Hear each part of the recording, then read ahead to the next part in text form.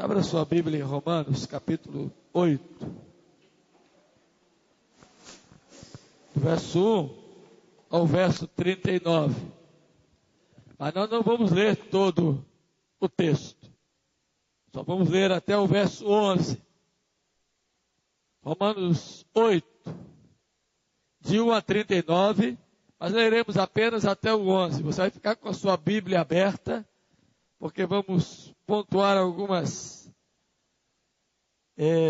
coisas em todo o capítulo.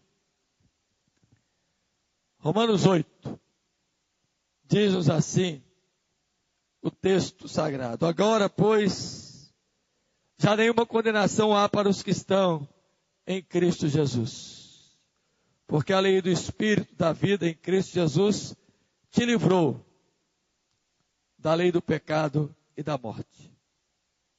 Porquanto o que for impossível à lei, no que estava enferma pela carne, isso fez Deus enviando o seu próprio Filho em semelhança de carne pecaminosa e no tocante ao pecado. E com efeito, condenou Deus na carne o pecado, a fim de que o preceito da lei se cumprisse em nós, que não andamos segundo a carne, mas segundo o Espírito. Porque os que se inclinam para a carne, cogitam das coisas da carne. Mas os que se inclinam para o Espírito, das coisas do Espírito. Porque o pendor da carne dá para a morte, mas o do Espírito para a vida e paz. Por isso, o pendor da carne é inimizade contra Deus, pois não está sujeito à lei de Deus, nem mesmo pode estar.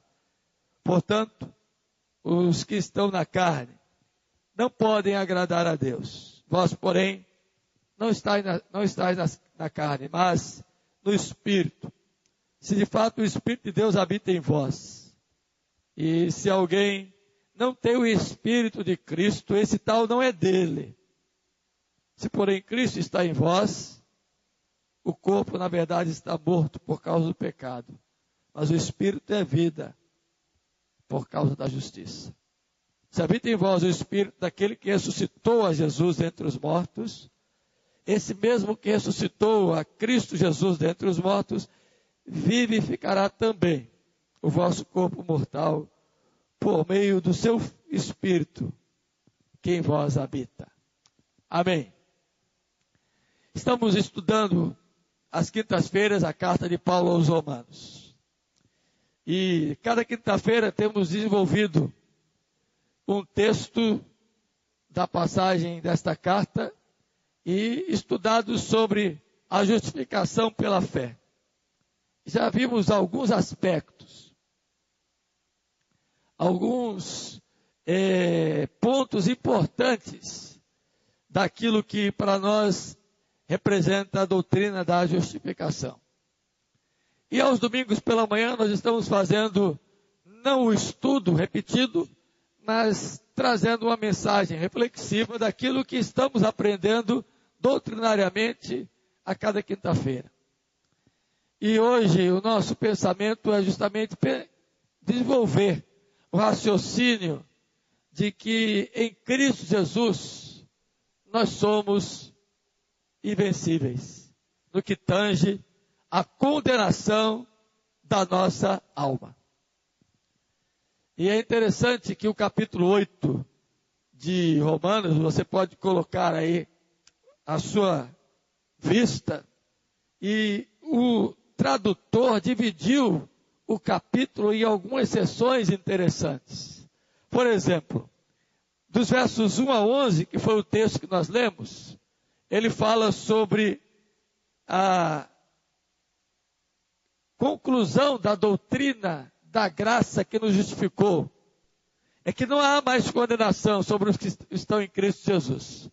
E diz que aqueles que foram chamados e agraciados por Cristo, que não tem mais sobre eles condenação, acusação alguma, agora pendem, inclinam-se para as coisas que são do Espírito. Os versículos 12 até 17, ele fala quem são estes? São os herdeiros de Deus, que foram agora chamados pela doutrina da adoção a serem filhos de Deus.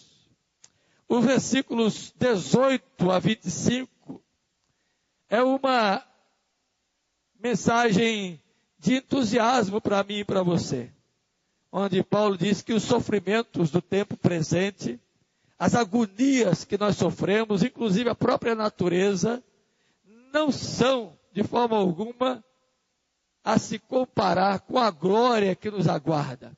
Já mostrando o estado da glorificação. Olha só a doutrina da justificação como é bonita. Justificação, santificação, adoção, glorificação. E o apóstolo Paulo vai desenvolvendo o seu raciocínio e diz nos versos 26 a 30 do capítulo 8 que nós não temos condições alguma de, por qualquer esforço que nós venhamos a desenvolver, de conseguirmos uma condição de acesso a Deus por nossas orações. Mas, sabendo Deus que nós somos fracos e que não sabemos orar como convém, Ele nos deu do seu Espírito que intercede por nós com gemidos inexprimíveis. E aí o versículo número 28, que é o verso praticamente central desse capítulo, embora ele não esteja no centro, mas é o verso central, diz assim: sabemos que todas as coisas cooperam para o bem daqueles que amam a Deus, daqueles que são chamados segundo o seu propósito. Paulo vai desenvolvendo o seu raciocínio e diz, olha, qual é o propósito de Deus? Manter-nos preservados na escolha que Ele fez de nós. Que coisa gloriosa! O propósito de Deus é que Ele nos fará, com todas as coisas que nos cercam, cooperação para que eu e você possamos ser preservados na sua escolha. Logo, somente quem foi escolhido de Deus prevalecerá, perseverará, terá persistência, continuará firme, apesar das dificuldades, dos embates. Somente quem foi chamado por Deus será resiliente. Resiliência, resistência, conseguirá suportar os transes da existência. Aí ele conclui no versículo 30 dizendo, aos que predestinou, a esses também chamou. E aos que chamou, a esses também justificou. E aos que justificou, a esses também glorificou. Olha que coisa bonita. O Senhor me chama, é Ele quem me escolhe, é Ele quem me elege, e fez isso, diz Paulo em Efésios capítulo 1, antes da fundação do mundo. Ele me escolheu, me regenerou, diz Paulo em Efésios 2, me deu vida, porque eu estava morto em meus delitos e pecados, o irmão também estava, por isso que Paulo diz, estávamos mortos em delitos e pecados, ele nos deu vida, e agora, regenerados, ele nos chama, nós atendemos o chamado, a vocação eficaz que ele faz sobre nós, nos justifica, diz, não há mais acusação que possa afastar aquele que eu escolhi de mim, nada pode mais condená-lo, porque no meu Filho amado, os pecados deles foram pagos, as dívidas deles foram sanadas, e tudo que constava de ordenança contra eles, eu, no meu Filho, paguei. Aí ele conclui o capítulo 8 falando, no verso 31 a 39, que o tradutor muito bem coloca aí, as provas da certeza desse amor de Deus por nós. E ele faz aí 4 perguntas, que são mais do que perguntas retóricas. São mais do que simplesmente perguntas que tenham uma objetividade na sua resposta. São perguntas de fato reflexivas para que a gente entenda. Aí a primeira pergunta que Paulo faz: quem intentará acusação contra os eleitos de Deus? E essa pergunta vem depois dele arguir no versículo 31. Que diremos, pois, à vista destas coisas? Que coisas são estas? A eleição, a regeneração, a justificação, a santificação, a glorificação, que é a ordem da salvação. O que eu vou dizer diante de tantas verdades tão belas? O que eu vou falar para vocês diante do que eu já expus? Se Deus é por nós, quem será contra nós?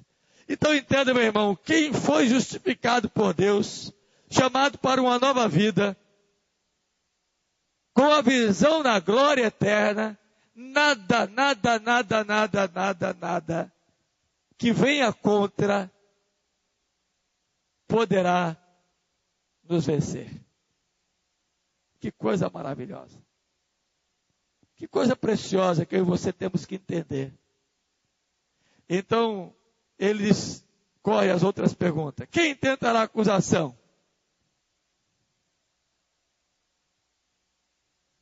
É Deus que nos justifica. Lembra o texto de Zacarias que nós lemos lá ainda há pouco? Capítulo 3. Satanás estava ao lado, se opondo a quem? Ao seu sacerdote, o sacerdote melhor de Deus, Josué. E o texto não diz o que ele estava acusando. Mas ele estava acusando. Ele estava dizendo, eu creio, muitas coisas. Está vendo aí, Josué cometeu um grave deslize. Está vendo aí, Josué está com as vestes sujas. Está vendo aí, Josué, nem mais o turbante, que é a mitra, que representava o ofício sacerdotal, ele pode usar. Está vendo aí, Josué está manchado. E eu não sei o que foi que Josué fez. Não sei, foi uma visão que Zacarias teve. Mas algum pecado muito sério e muito grave ele havia cometido. E o diabo estava lá, ó, acusando. Eu não disse que ele não ia conseguir. Como ele faz de vez em quando com a gente. Aí o anjo do Senhor se levanta e disse, cala-te, Satanás. Diz o texto lá, repreende, ó. Este é um tição que eu tirei do fogo. E esta brasa não se apagará. Ele é meu. Tragam de novo aí, ponham nele a mitra, o turbante, tragam as vestes limpas, e agora ele vai oficiar de novo. E eu imagino como Satanás deve ter ficado quando o sacerdote Josué chegou de novo à frente do povo e começou a administrar o seu ofício. É derrota bonita. Porque é assim que Deus faz com a gente. Aqui é um exemplo do sacerdote, mas é um exemplo para todos nós. Não há pecado ou culpa que Ele não possa nos perdoar. Não há coisa que façamos, qualquer ela, que Ele não possa nos restaurar. Não há acusação para os que são de Deus. Isso não justifica que eu vou viver uma vida de pecado, vou viver uma vida distante, porque a doutrina da justificação me impõe a busca por uma santidade de vida, por um ajuste de vida, por um conceito de vida contínuo, diário, progressivo, de avanço. Mas o diabo não poderá me acusar. A outra pergunta está aí no versículo número 34. Quem os condenará? É Cristo Jesus quem morreu, ou antes, quem ressuscitou, o qual está à direita de Deus, e também intercede por nós. Olha que coisa preciosa. Paulo diz, Olha, ninguém vai poder condenar. Ele já começa fazendo essa pergunta no versículo 1 que a gente leu o texto. Nenhuma condenação há para os que estão em Cristo Jesus. A expressão condenar significa, na área jurídica, uma sentença declaratória, sem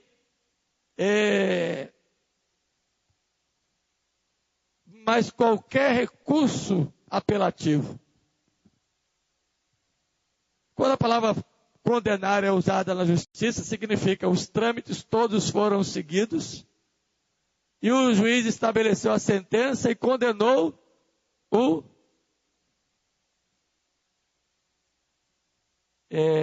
criminoso ou quem praticou determinado delito. Aí Paulo usa essa expressão para dizer, olha, aqueles que estão em Cristo Jesus não serão condenados, porque Cristo morreu por ele, ou melhor, antes mesmo de morrer, ele já ressuscitou. E por que ele ressuscitou? Porque agora ele está à direita de Deus Pai, e intercede por mim, e nos meus gemidos, nas minhas fraquezas, sem expressão alguma, eu consegui colocar diante de Deus. Ele geme por mim e diz, olha, é teu, Senhor. Não haverá mais condenação alguma para os que estão em Cristo Jesus. E aí vem o versículo número 35, a última pergunta. Quem nos separará do amor de Cristo?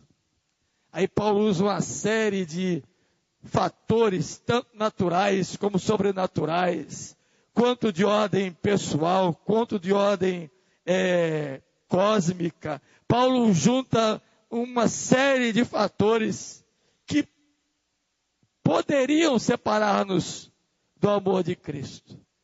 Mas ele diz, olha, nada poderá nos separar, por mais que tentem, do amor de Deus. Glória a Deus por isso, irmãos. Aí vem o versículo 37.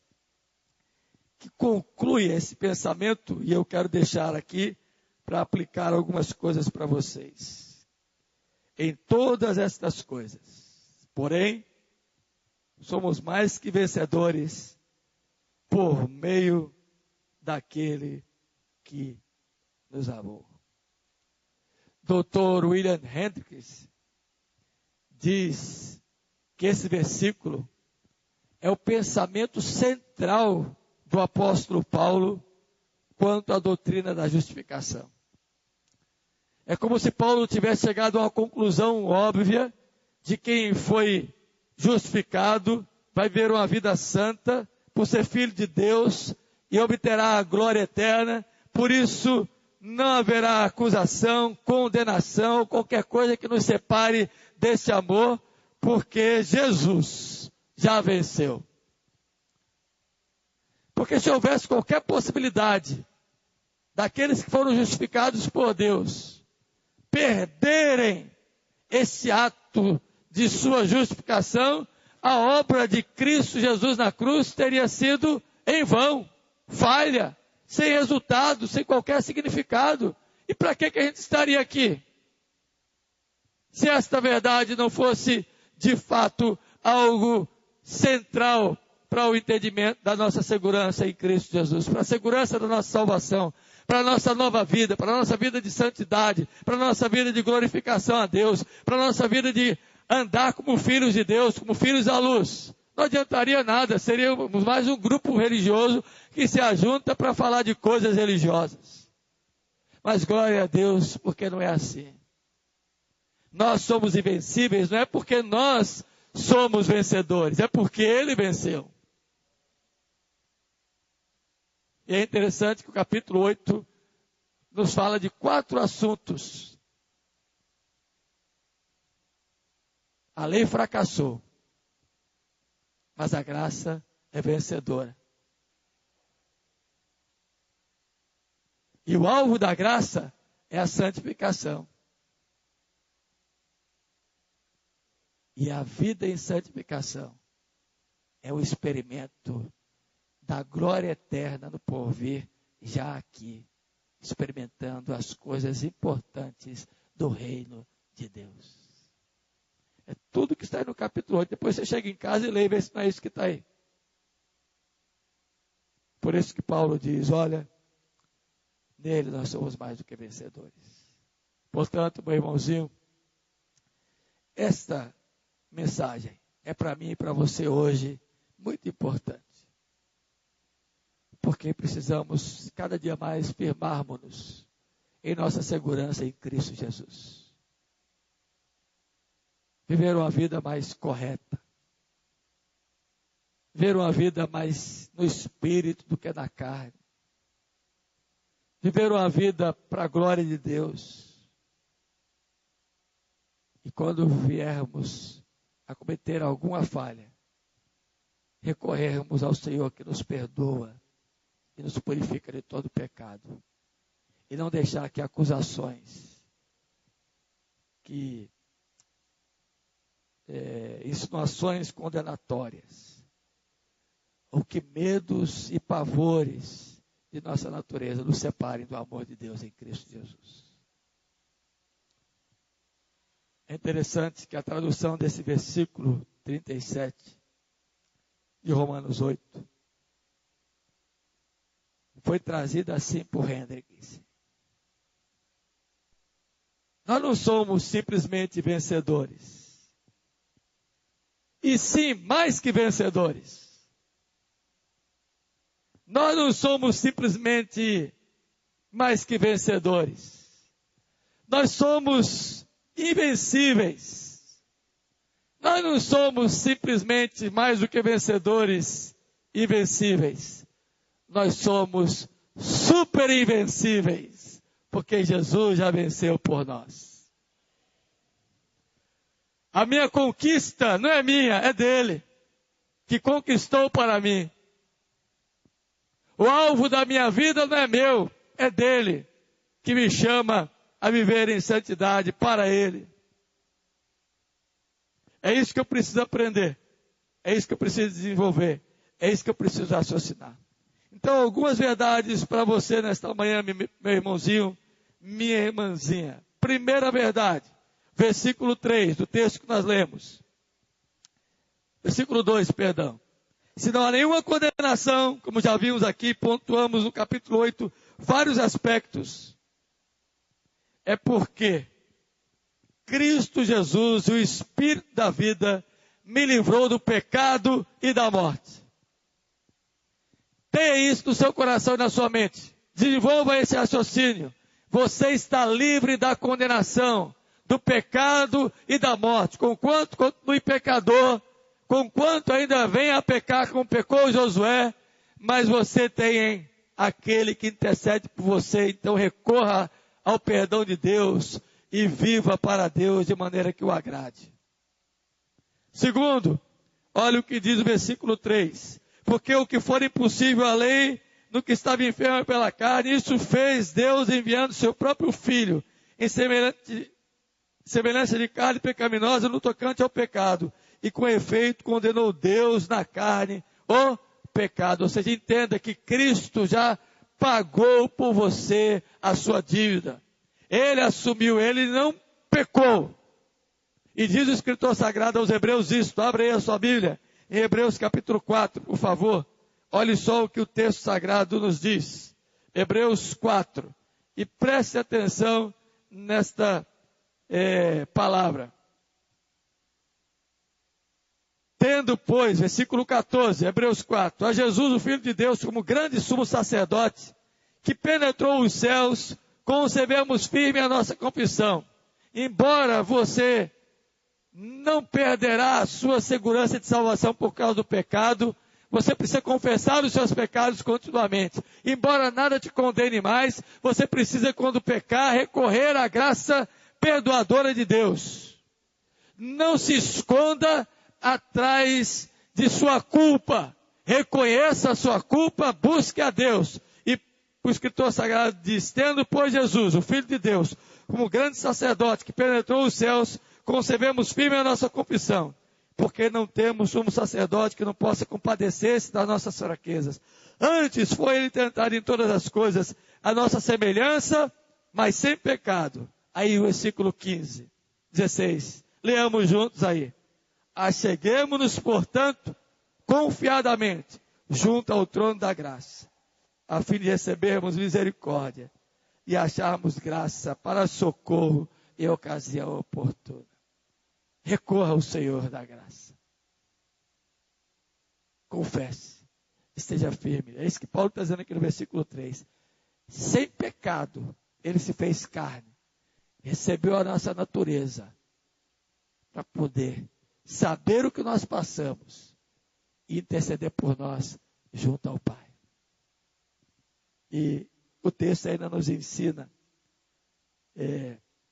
no versículo 5, justamente porque fomos contemplados por esta graça, versículo 4, perdão, não devemos andar mais segundo a carne, e sim segundo o Espírito. Quem foi contemplado por Deus e agraciado com esta bênção da salvação, justificado, onde não há mais nenhuma condenação, tem que entender que não pode mais andar segundo a inclinação, as paixões da carne. E a palavra que aparece aqui para a carne é a mesma que João usa lá em 1 João, capítulo 2, quando diz que nós temos 3 inimigos: o mundo, a carne e o diabo. O diabo é o acusador, é aquele que está diante de Deus tentando fazer conosco como fez com Josué. O mundo são as influências externas, é aquilo que vem de lá para cá, suas filosofias, suas apresentações de propostas sedutoras, suas sugestões de prazer e de satisfação, suas apresentações de favorecimentos. É o mundo, é aquilo que está lá fora, aquilo que é o pensamento, é o que vem de fora. E eu, irmão, fico imaginando quanta gente hoje tem sido conduzida e ditada em sua prática de vida pelo mundo. E eu poderia aqui alistar uma série de coisas, mas não vou fazer isso, porque vocês são inteligentes e sabem quais são elas, que de fora estão tentando invadir a sua vida para te contaminar, para te contagiar, para te inflamar, para te fazer viver conforme o homem do mundo e não o homem de Deus. E você sabe do que eu estou falando. Não precisa ser mais claro do que isso. E a carne? Se o inimigo é o acusador, está lá, diante de Deus. Fez isso com Jó? Viste meu servo Jó lá, naquele suposto diálogo entre Deus e Satanás? Viu que homem íntegro eu tenho lá? Viu que homem reto eu tenho lá? Viu que homem temente a mim eu tenho lá, naquela região? Um homem que se desvia até do que é errado. Está lá no capítulo 1 de Jó. Aí o diabo, fazendo o papel deles, também ser como ele é, com a riqueza que ele tem, com os amigos que ele possui, com os bens que ele adquiriu, com os filhos que ele ganhou. É muito fácil ser temente a ti. Quero ver se a introduzir. Você conhece a história. Josué recebeu a acusação de Satanás. Esse é o inimigo lá, incessante, contínuo, não para. Maurício, Senhor, camarada. E começa a dizer algumas coisas de mim lá para Deus, e eu fico feliz da vida, não por mim, porque Deus disse: eu sei quem é Ele, eu sei das fraquezas dele, eu sei dos erros dele, eu sei o que ele faz. Não precisa me dizer não, eu sei, eu já perdoei. E tenho perdoado porque ele é meu. Aí eu fico fofo. eu fico assim, me achando tal, porque Deus me ama a tal ponto de me aceitar como eu sou. Tem influência de fora, o mundo. Mas a pior delas é a influência de dentro. É a inclinação da nossa natureza, que é pecaminosa. A natureza adâmica é uma influência terrível, muito maior do que a acusação que o diabo possa fazer, muito maior do que a influência que o mundo possa nos dar de sugestão. É o nosso próprio desejo, meu irmão, minha irmã. É a nossa própria vontade. Inclusive já é dito aí popularmente que a vontade tem razões, né, que até a própria razão desconhece. Ou o amor, o desejo, as coisas. Não se iluda. A natureza carnal, ela é forte. Você sabe o que eu estou falando. E se eu não andar segundo o Espírito, segundo a orientação de Deus, segundo a condução do Espírito de Deus, eu estarei cedendo à carne. Pode ter certeza disso. E como é fácil ceder a ela? Porque o prato está pronto, de bandeja. É aquilo que eu gosto. Não precisa nem me esforçar muito. Você sabia que eu não como buchada? Não gosto. Fatada, buchada, essas coisas aí que o povo come. Mas para quem gosta disso, caruru, essas comidas aí não desce. Não adianta que não desce. Só gosta de coisa assada, frita. Uma boa picanha, uma costela de porco, como eu comi ontem. Sem molho barbecue, porque também não gosto de molho barbecue. Gosto das coisas. Então, aquilo que me atrai é igual eu gosto. Não precisa ninguém nem dizer como aí que é gostoso, porque eu sei que é. Assim como a buchada, a fatada, o caruru, para quem gosta, não precisa nem dizer que é gostoso. Tem gente que cai dentro. Assim a natureza, nosso desejo, daquilo que a gente gosta, daquilo que é o nosso prazer, não precisa ninguém fazer muito esforço para a gente cair dentro, não. Pode ter certeza. Não precisa ter muito esforço para a sua natureza carnal se afeiçoar com alguma coisa e se debruçar e mergulhar naquilo. Não precisa. Está aí dentro de você. Está aqui dentro da gente. Por isso que quem foi justificado tem que tomar conta. Foi o que Paulo disse a Timóteo. Tem cuidado de ti mesmo e da doutrina. Tem gente que quer cuidar só da doutrina e não cuida dele. Quer cuidar só do aprendizado, do que diz as coisas que a igreja ensina, do que diz todo o aspecto de conhecimento, mas não cuida dele. E cuidar de si mesmo é orar, é ler a Bíblia, é se alimentar da palavra, é congregar, é vivenciar as coisas que são do Espírito. E olha o raciocínio de Paulo, concluindo. Versículo 5. Por quê? Ele diz isso tudo. Porque os que se inclinam para a carne, cogitam das coisas da carne. Mas os que se inclinam para o Espírito, das coisas do Espírito. E o que é espiritual, meu irmão, senão as coisas que são de Deus? E o que é de Deus, senão a sua palavra, senão a oração, senão a comunhão dos santos? Isto é de Deus. Porque o pendor da carne, aí ele traz o resultado, dá para a morte.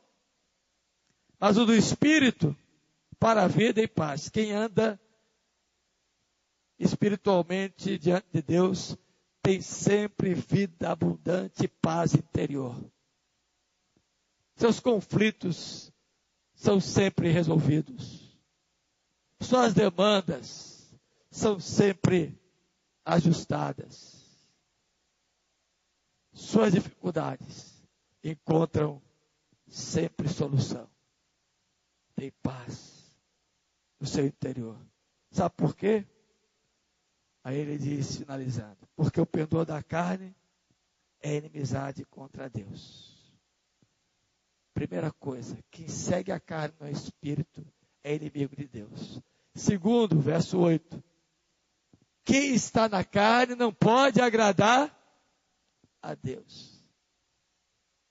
Essa expressão é repetida lá em Hebreus 11, dizendo que sem fé é impossível agradar a Deus. Da mesma forma, quem não anda no Espírito não agrada a Deus. E eu não quero dizer que andar no Espírito aqui, meu irmãozinho, é você andar o tempo todo, ó, com a Bíblia debaixo do braço, caminhar todo dia pela rua de Loureiro, segunda, terça, quarta, quinta e sexta, bater na porta da igreja, subir, entrar aqui. Não estou dizendo isso, não.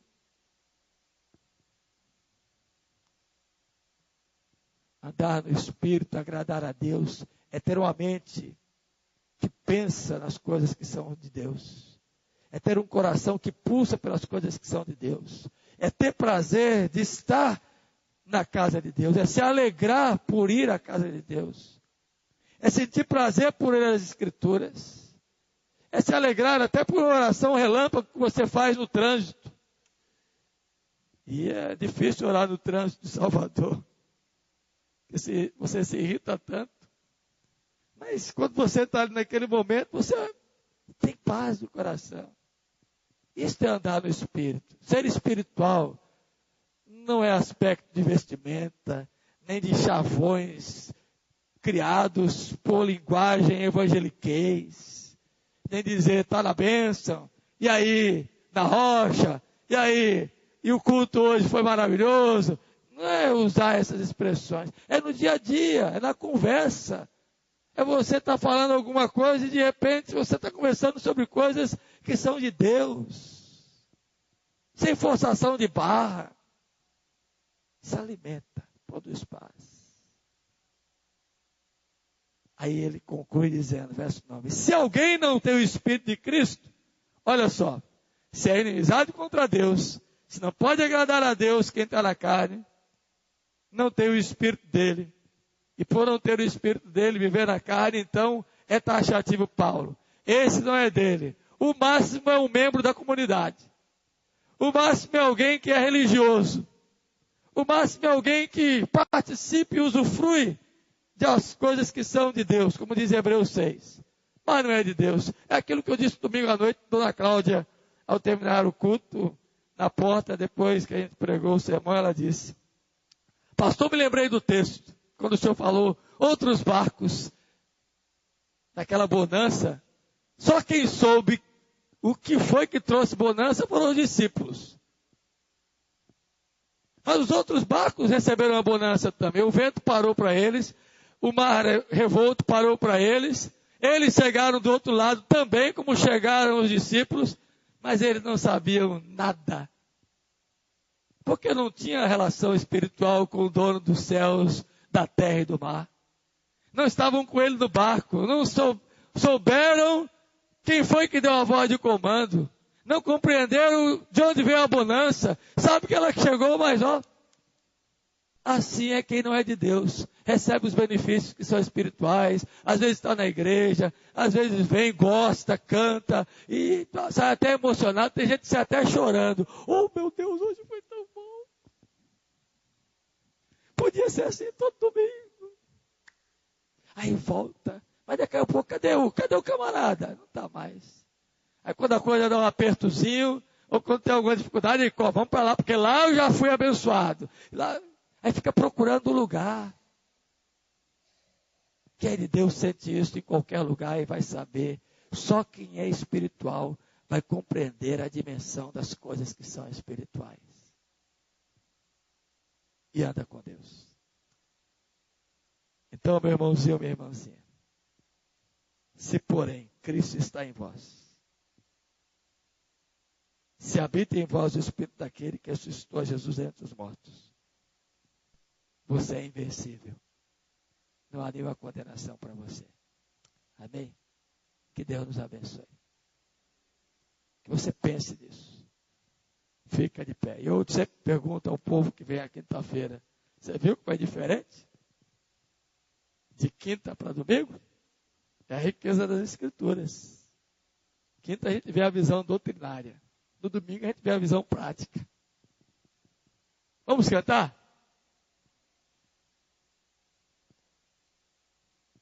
Pode ser. De todas as coisas que eu ia cantar. Outro, vamos cantar isso.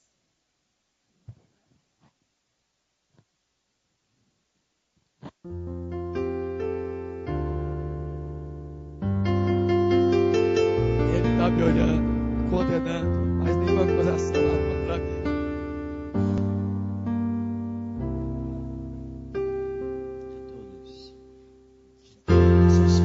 Que eu já passei, é tão difícil, Senhor. Pensa nisso. Acusações do meu tentador, lembranças do passado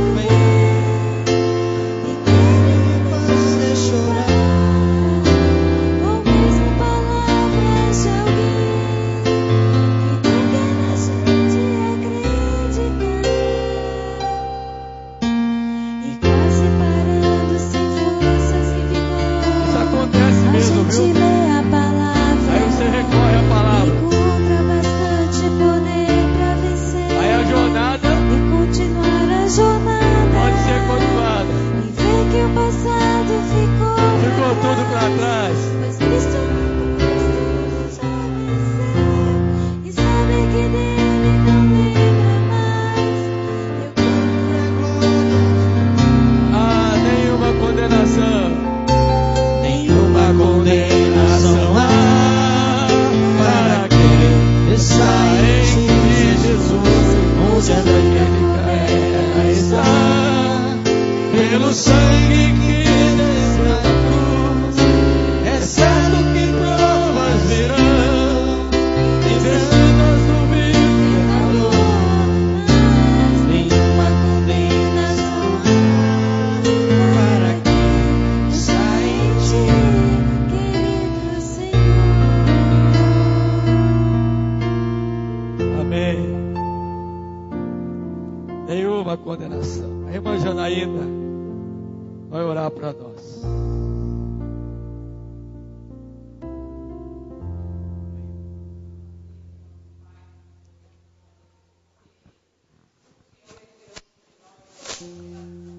Nossa.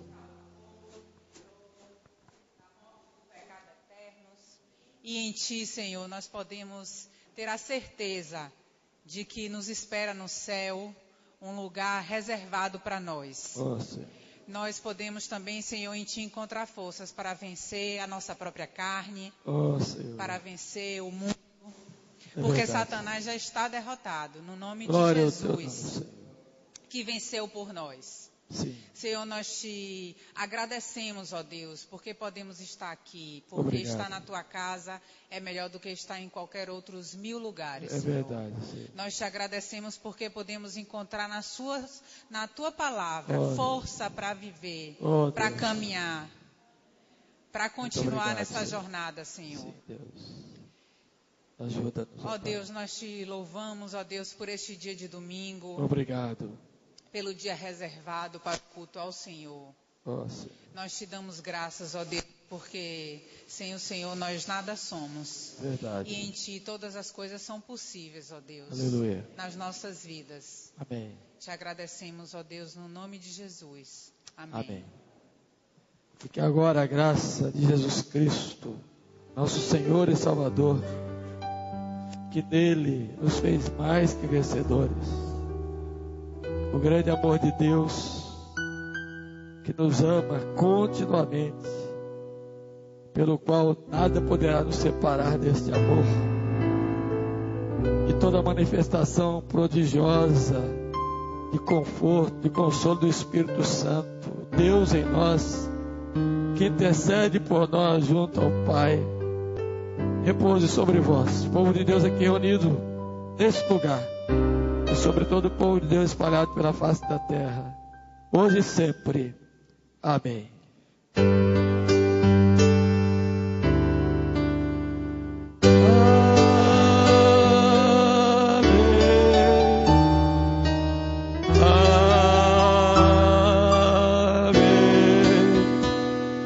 Amém.